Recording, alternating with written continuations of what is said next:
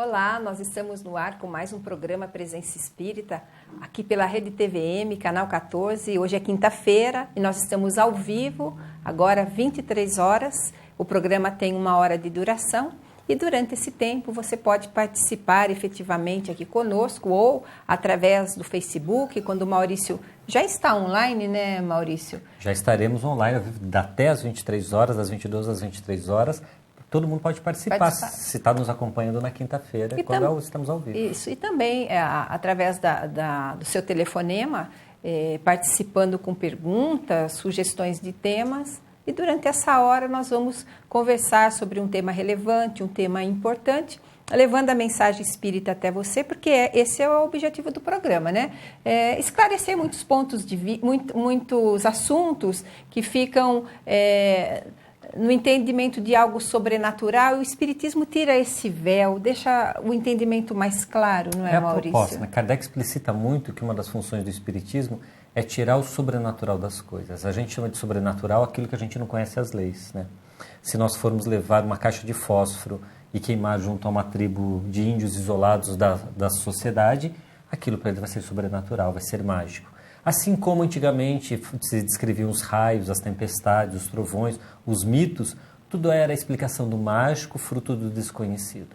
E a espiritualidade, por falta do conhecimento, ela fica muito mágico, né? O fantasma, a assombração, o além-túmulo, tudo isso ele fica no campo do desconhecido, da ignorância, consequentemente, dá margem a chamarmos de sobrenatural.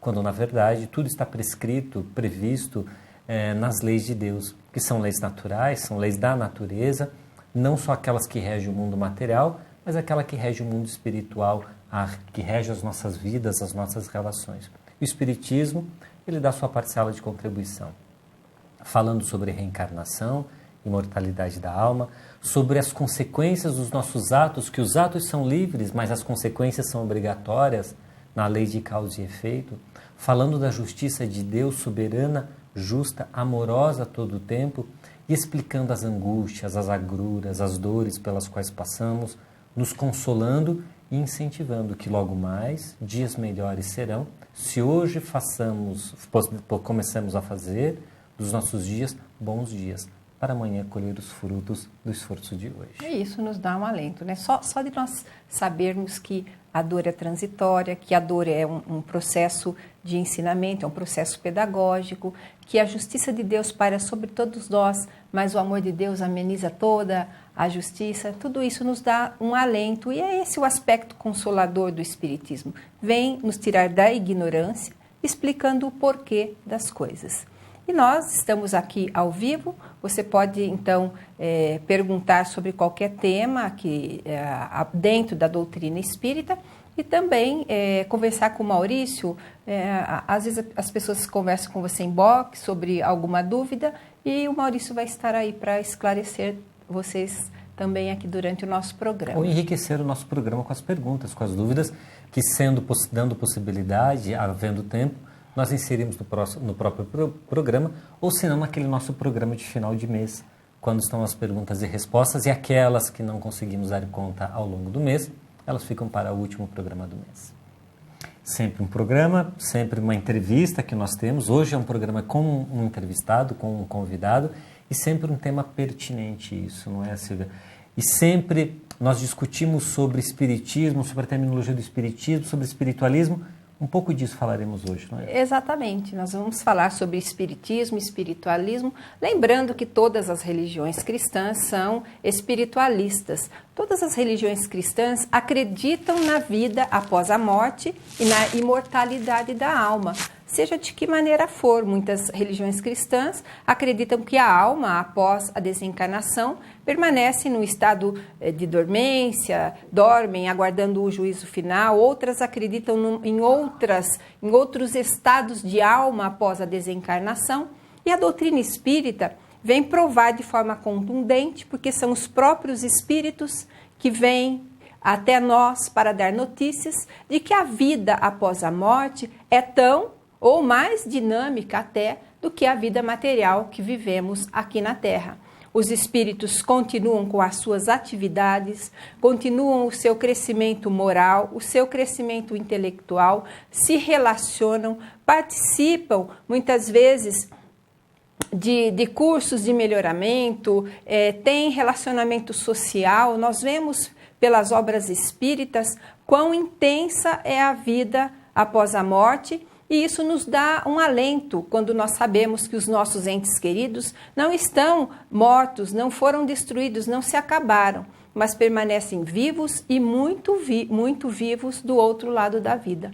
Atrelado a isso, a doutrina espírita também nos comprova que os espíritos se comunicam conosco. Através da mediunidade, os espíritos, eles vivem num interrelacionamento diário conosco, sentem saudades, querem deixar as suas notícias, querem nos orientar, e isso também nos dá uma tranquilidade de recebermos, através da mediunidade, notícias dos nossos entes queridos. E, além do mais, através da reencarnação, os espíritos superiores nos orientam que todos nós, após um determinado tempo, voltamos para a Terra, para uma nova experiência, para uma nova história, nesse ir e vir, voltar e retornar ao mundo dos espíritos. Nós crescemos em todos os âmbitos, em todos os setores da nossa vida de espírito imortal. Mas lembro aqui, falando de espiritismo e espiritualismo, o prefácio do livro Nosso Lar, feito por Emmanuel, quando ele diz que nós precisamos de espiritismo, nós precisamos de espiritualismo, mas precisamos muito mais de espiritualidade, que é a condição humana que nos liga a Deus, que nos liga às coisas do espírito, que nos liga às coisas da alma e que nos faz ter a certeza de sermos filhos de Deus, de sermos espíritos imortais, indestrutíveis. E a espiritualidade, ela é superior aos rótulos religiosos. Estar ligado às coisas da alma, às coisas imortais, permite a todos nós o equilíbrio, a segurança, a esperança, a fé. Isso vai muito além da religião que nós escolhemos, né, Maurício?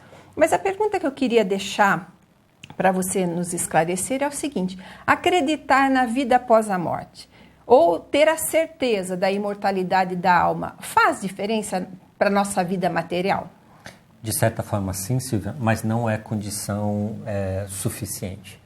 É condição sine qua non para que a gente possa ter uma vida pautada em valores mais nobres, a crença na imortalidade da alma. Não há, sem essa fé, sem esse entendimento, sem essa construção racional de que não há outra lógica ou que outras lógicas seriam um tanto quanto frágeis frente à lógica da imortalidade da alma, faz com que nós, por coerência, mudemos de postura. Mas nem todo espiritualista acaba mudando de postura. Muitos verbalizam a espiritualidade e vivem o materialismo. Falam da sua religião, frequentam os seus templos, utilizam dos seus ritos para aquelas que assim os têm, fazem das suas, daquilo que a religião prescreve, ou fazem das obrigações religiosas da qual ela utiliza-se, porém é uma externalidade religiosa, é uma externalidade a crença da espiritualidade, porque no seu dia a dia são profundamente materialistas, egoístas, avaros, autocentrados, egóicos, quando então nas relações humanas, no seio familiar, nas relações sociais, na postura profissional, acabam tendo atitudes que deixam cair por terra aquilo que apenas verbalizam. Então, esta crença do falar, ela não serve para nada, porque muitos de nós fazemos da religião a convenção social. Utilizamos dela apenas para satisfazer e dar satisfação para os outros, para o constrangimento de não dizer-se sem religião, culturalmente, principalmente na nossa sociedade, no contexto onde estamos, no Brasil, que é um país fundamentalmente religioso, as pessoas o são, para evitar constrangimento, as pessoas dizem: eu sou de tal religião, mas não praticante. Como assim? Qual é a prática que não se faz? Se não faz nem a externalidade da religião e a internalidade. Existem muitos outros que não frequentam os templos religiosos, que não vinculam-se a religião nenhuma e são profundamente espiritualistas. Às vezes não verbalizam, mas agem e têm ações que são admiráveis. Então, apenas a crença do falar, ela de nada modifica. A crença, na verdadeira acepção, quando cria razões, consolida-se na mente e cria raízes no coração, ela efetivamente modifica a nossa postura. Porque esse é o grande desafio nosso, Silvia. É deixar de ter atitudes materialistas para efetivamente vivermos com atitudes espiritualistas. Dessa espiritualidade que Emmanuel fala, você comentava há pouco. Nós vamos falar sobre esse assunto do espiritismo, espiritualidade, abordando também hoje algumas outras religiões, explicando a diferença do espiritismo e essas religiões. O nosso convidado vai esclarecer sobre esse assunto. Então, se você quiser saber mais, é só ligar para o telefone 3028-7122 ou falar com o Maurício no Facebook, na nossa página Presença Espírita Ponta Grossa, lembrando também dos nossos programas no YouTube. Temos mais de 50 já, né? Já, o nosso canal no YouTube está lá, também procurando pela gente. Pode ver vários outros. Isso, o Presença Espírita PG. E agora a gente vai fazer um intervalo. Fiquem conosco, nós vamos voltar rapidinho com o programa Presença Espírita.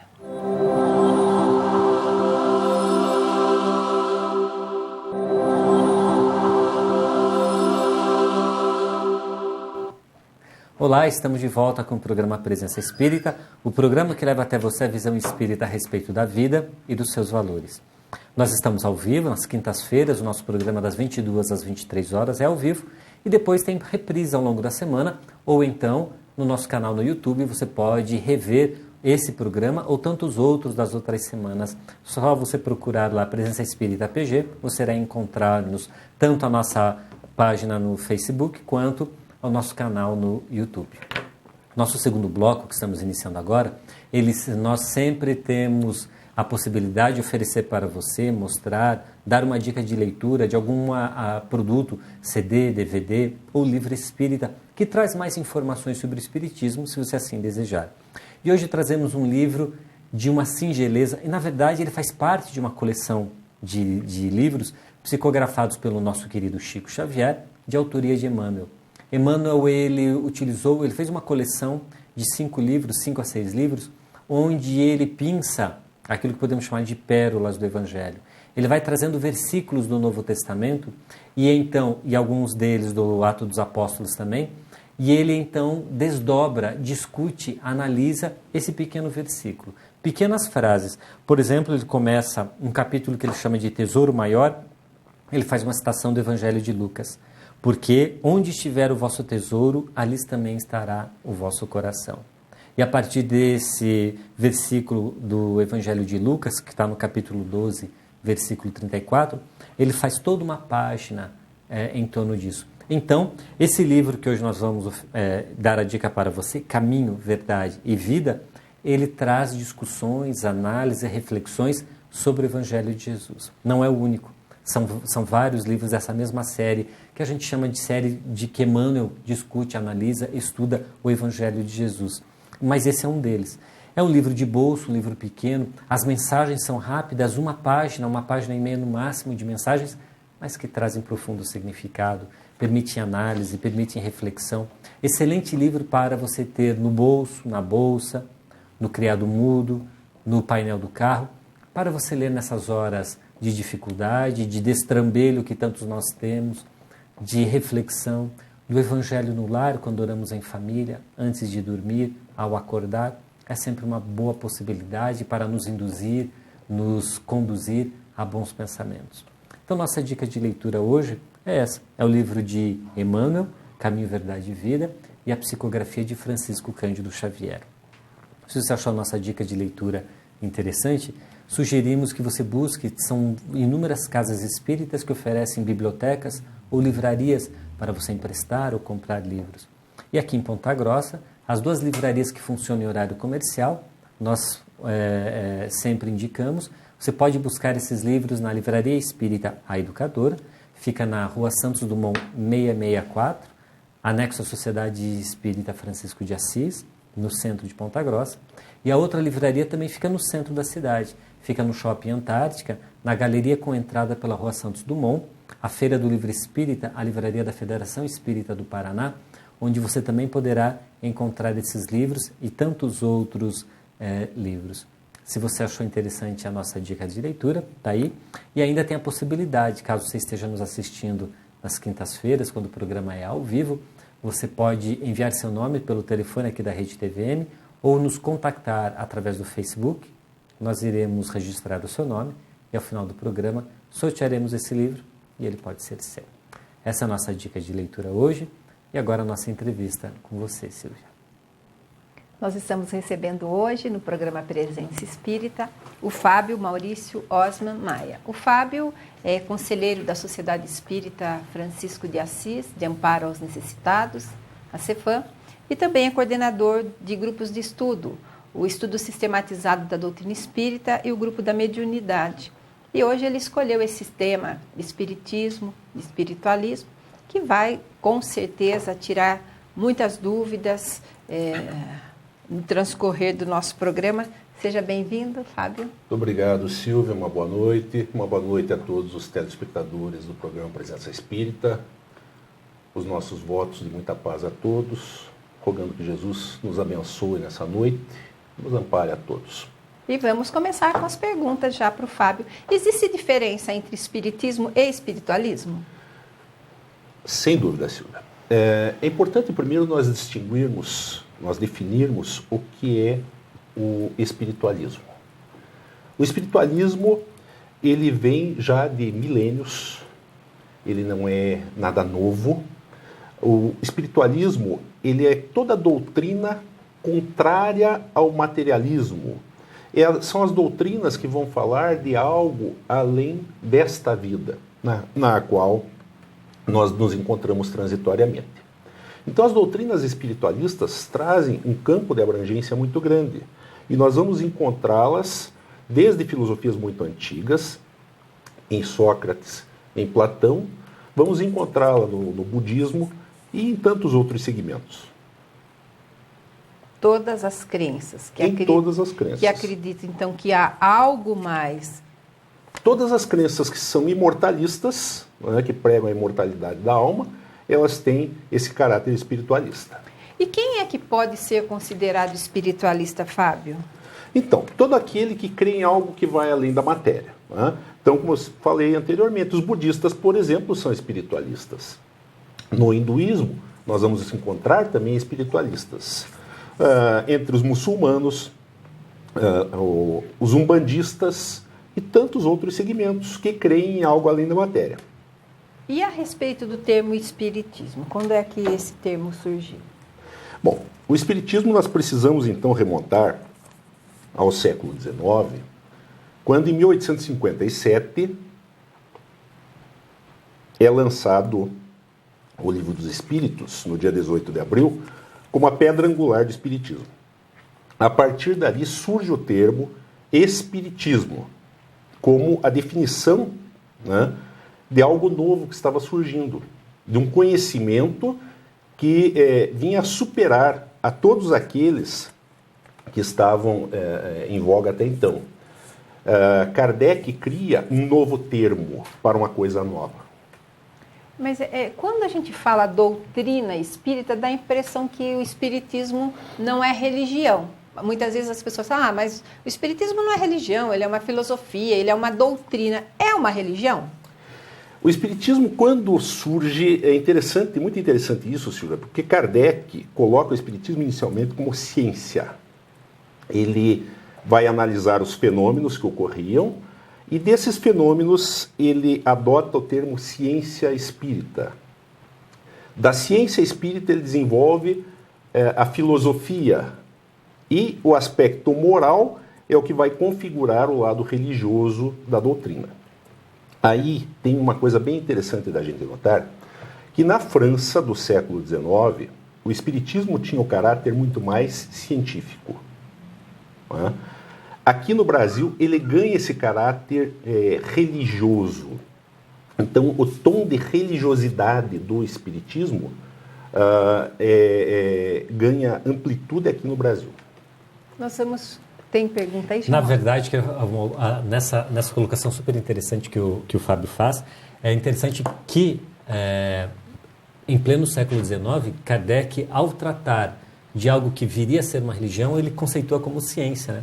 Porque desdobra depois disso o aspecto filosófico, porque é uma ciência que trata das nossas relações, então o aspecto filosófico, moral é inevitável, e decorre então a religião. E o movimento espírita realmente tem essas características, né, Fábio? A gente percebe o movimento espírita na França, à época, tinha uma característica, o movimento espírita no Brasil tem outro, mas a doutrina espírita é sempre esse tríplice aspecto, né? Sim, sem dúvida. A doutrina em si, né, a doutrina ela vai ter esse caráter de abordar o aspecto científico, o religioso e o filosófico. Né? Mas essa característica que Kardec coloca na essência da doutrina, ela ganha essas raízes aqui no Brasil. E principalmente nesse aspecto, como dizíamos, da busca das pessoas, da terapia espírita, da busca da consolação na doutrina espírita. Quando o evangelho entra aí, é o que dá o sal para o espiritismo, né? Porque Chico Xavier dizia que o espiritismo sem o evangelho de Jesus seria mais uma religião na Terra. Mas quando soma a filosofia, a ciência e a moral do Cristo, então ele se engrandece, não é? Exatamente. Então ele ganha proporções muito maiores e se torna efetivamente a doutrina consoladora. Fábio, existem diferentes formas de espiritualismo? Sim, sem dúvida. São concepções diferentes. Então nós temos concepção que vai mais para o caráter teológico, que aceita a imortalidade da alma. Nós vamos ter concepções que admitem a existência de um princípio espiritual sem ter uma filiação doutrinária. Tem algumas que vão ter concepções reencarnacionistas e outras não. E também, agora a gente entra, quando falamos de espiritismo e espiritualismo, nós vamos entrar numa questão que o Fábio acredito que agora ele vai tirar dúvida, a respeito de outros cultos espiritualistas, como os cultos afro-brasileiros, por exemplo. Eles são espiritismo? Eles são espiritismo ou espiritualismo?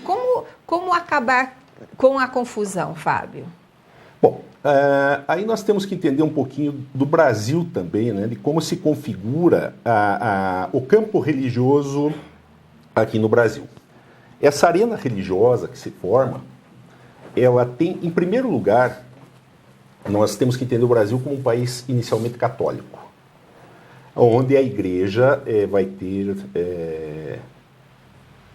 as bênçãos do Estado, vai estar unida ao Estado, e como está unida ao Estado, ela tem prioridade dentro do Brasil. Então o Brasil, até a proclamação da República, teve uma religião oficial que foi a religião católica. Só a partir da República é que nós vamos ter uma abertura para outras religiões. Então entender-se religião no Brasil é primeiro compreender todo esse período colonial do Brasil como império, como católico. Quando o espiritismo surge no século XIX, já haviam cultos africanistas aqui no Brasil, praticados pelos, então, escravos, porém, eles não eram cultos permitidos. Eles sofriam repressão. Havia uma dificuldade muito grande de manifestação de qualquer outro culto que não o católico. E, em consequência disso, quando surge o espiritismo, vai se buscar o amparo do espiritismo por eles atingir as elites da época, do período pré-republicano. Ele chega em 1865 com Teles de Menezes, na Bahia. E ali ele se forma com grupos familiares de espiritismo. Então, muitas pessoas vão utilizar o termo espiritismo para outros cultos, para poder manter suas práticas. Bom, você vai continuar falando, porque esse nosso tempo desse bloco já se esgotou. O Fábio vai continuar esclarecendo sobre esse tema. Se você quiser saber mais, é só ligar para o telefone 3028-7122 ou falar com o Maurício na nossa página no Facebook. Nós já voltamos com o programa Presença Espírita.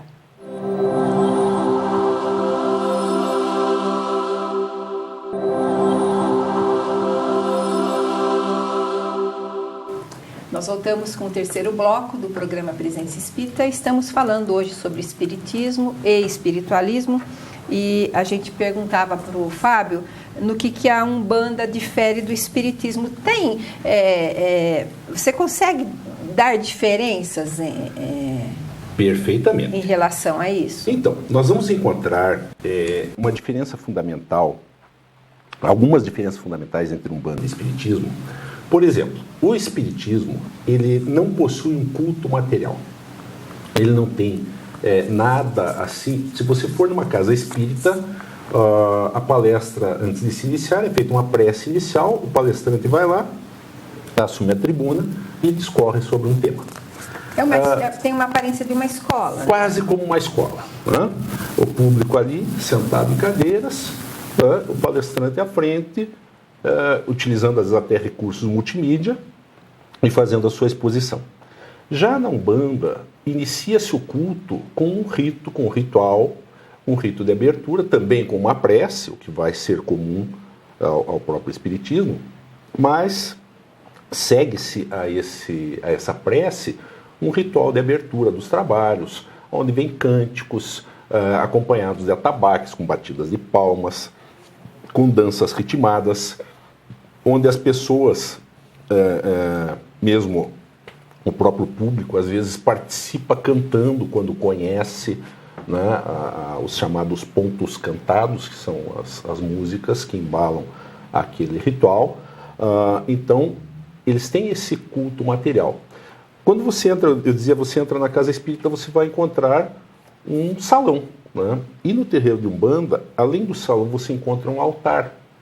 Então, nesse altar, há uma semelhança com um altar católico, com algumas imagens católicas, e também nós vamos encontrar ali imagens de índios, de pretos velhos e etc.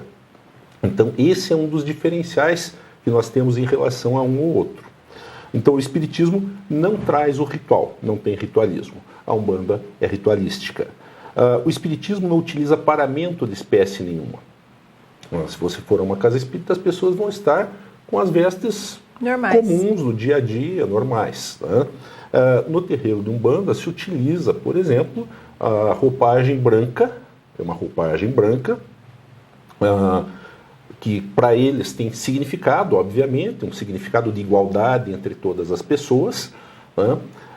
Além disso, eles se utilizam de paramentos, como eles chamam de guias, que são uma espécie de colares coloridos que se utilizam no pescoço. Né? Eles têm, por exemplo, o ato de defumar o grupo mediúnico com ervas aromáticas, né? E seguem-se aqueles cânticos. Então, isso tudo traz um caráter bastante diferente. Eles possuem os altares com imagem, coisa que no espiritismo não tem. A própria estrutura sacerdotal existe na Umbanda, com os chefes de terreiro, que são os pais e mães de santo. Enquanto na casa espírita nós temos uma estrutura administrativa somente, mas não sacerdotal. Bom, nós também gostaríamos de saber quais as principais diferenças aí, Fábio. Sim, nós vamos ter diferenças importantes, né, nesse sentido que eu havia dito. Então, nós temos, por exemplo... Não são cultos espíritas, então. Não, exatamente, não são cultos espíritas. A Umbanda não é um culto espírita. Ela vai ter algumas semelhanças com o espiritismo quando, por exemplo, nós consideramos a Umbanda como espiritualista. O espiritismo, ele também é espiritualista. Como a Igreja Católica como a Igreja Católica como as igrejas evangélicas o são. Né? Na prática da Umbanda, ocorre o fenômeno mediúnico, que também se dá no espiritismo. Nós temos, por exemplo, a crença em Deus em ambos. Né? Então, são pontos comuns. A reencarnação, a prática da caridade, tudo isso se faz tanto em um quanto em outro.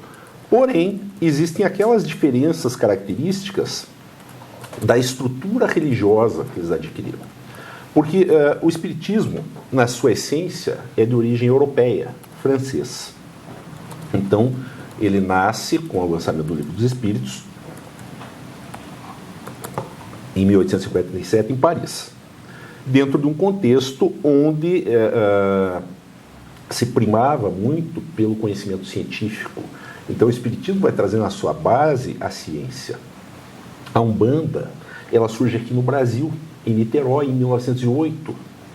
E no seu surgimento, ela vai incorporar o que se chama, pelos estudiosos, pelos antropólogos e sociólogos, como sincretismo religioso. Ela incorpora esse sincretismo, trazendo alguns elementos que são imagens de santos católicos, que são elementos indígenas, né, da pagelança indígena. Ela vai trazer elementos africanos, por exemplo, a questão do orixá africano, né, que ela vem e traz da herança do candomblé. Ela traz todo o rito, né, todo esse ritual. Então, essas são as grandes diferenças.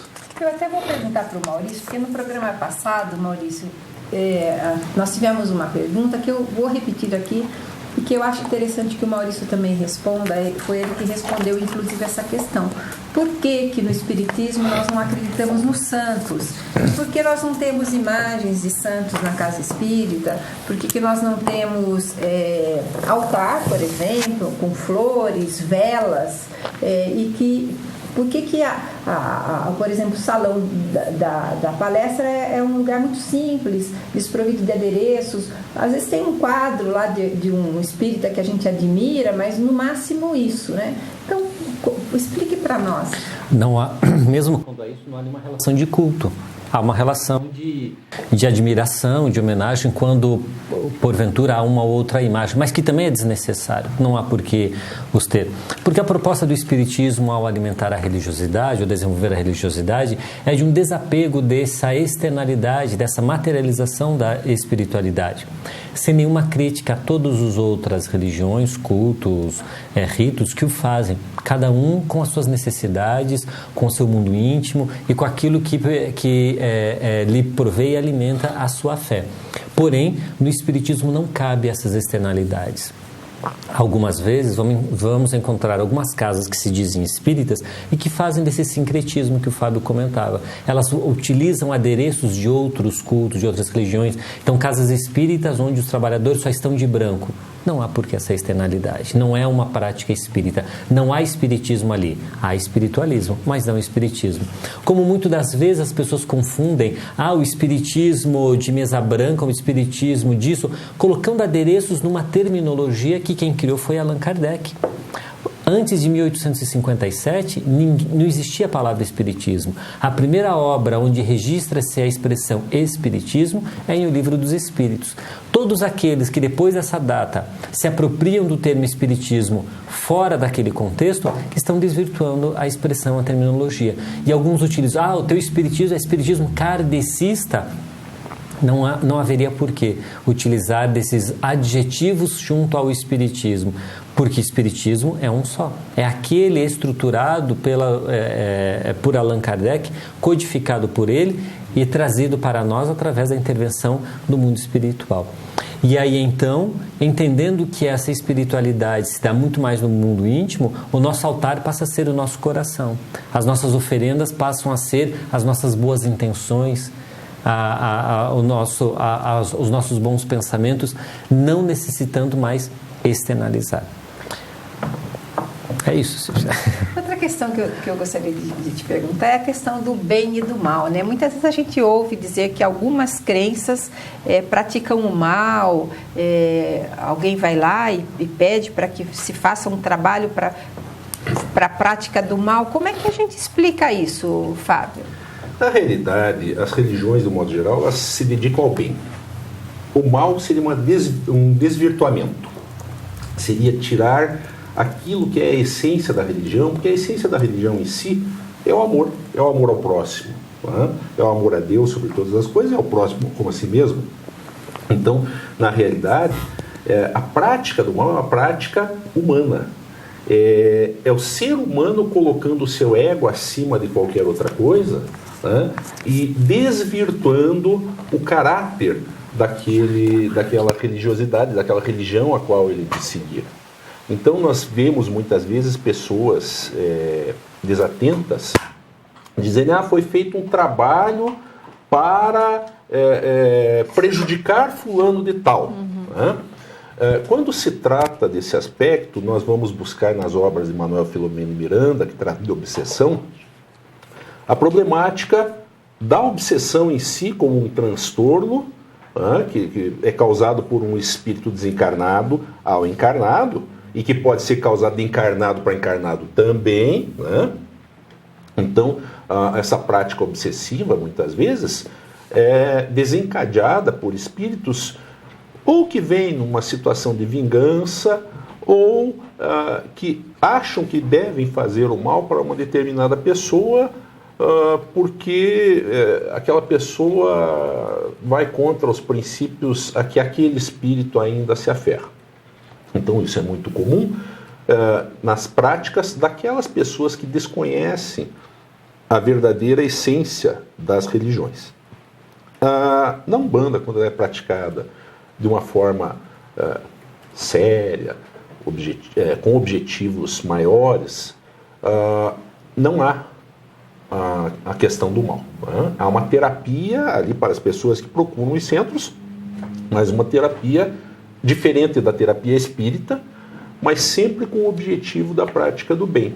Então, o mal é uma condição do ser humano pela própria inferioridade espiritual. Então, se nós lembrarmos da classificação que Allan Kardec faz da escala espírita, vamos entender que há os espíritos imperfeitos, os espíritos bons e os espíritos puros. E nós, na Terra, de um modo geral, ainda nos encontramos dentro desse grande grupo dos espíritos imperfeitos. Então é natural que o mal ainda prevaleça entre nós. Nós vamos continuar falando sobre esse assunto. Nós estamos indo para o último bloco. Se você quiser enviar as suas perguntas aqui para nós, para o Presença Espírita, é só ligar para o telefone 30 28 7122, enviar as suas perguntas para o Maurício e também curtir a nossa página e participar do sorteio do livro que vai acontecer agora no final do próximo bloco. Nós vamos fazer um intervalo e já voltamos.